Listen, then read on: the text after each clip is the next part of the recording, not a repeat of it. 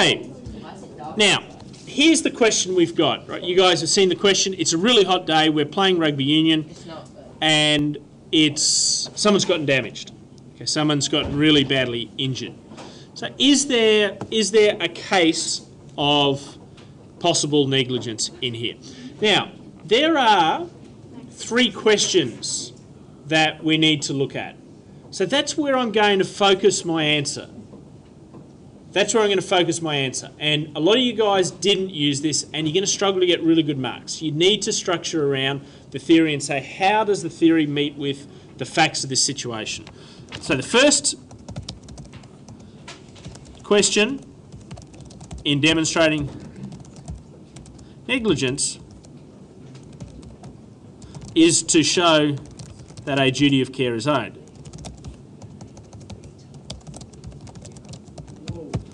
Okay, in this case, we know that a school owes a duty of care to a student. Okay, gentlemen, we know that is the case. The school owes a duty of care to a student. Now, if you had have wanted to look right at one of the A-level things, you might talk about something like proximity, how close, what's the level of closeness, but that will start as a good start. Okay, the second question is, has that duty of care been breached?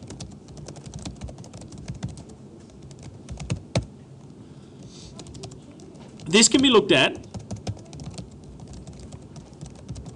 by considering what a reasonable person would do. Okay, we talk about this in both defamation and negligence. This idea of a reasonable person is really important. Okay, does letting students play sport in 46-degree heat breach a duty of care? Okay. Now, this is where you guys might say yes or no. Different people might say that it is or isn't. Okay. I tend to think that it probably is too hot for a winter sport. Okay. Remember, they tend to play it in jerseys and things like that. So given that rugby union is a winter sport, it seems reasonable that the duty of care is breached by playing it 46-degree heat.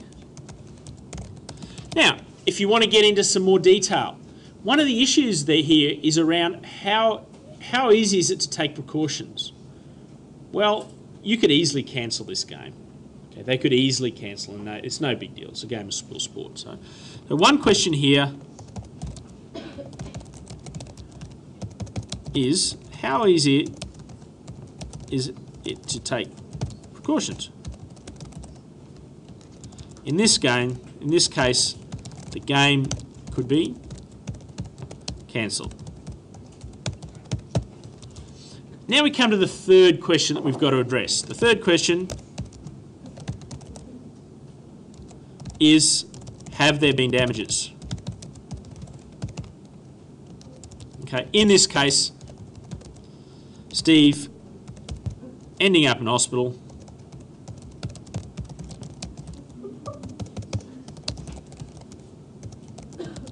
a sign that there are damages to him, caused to him. Okay, so that deals with the, Victoria, that deals with the damages question.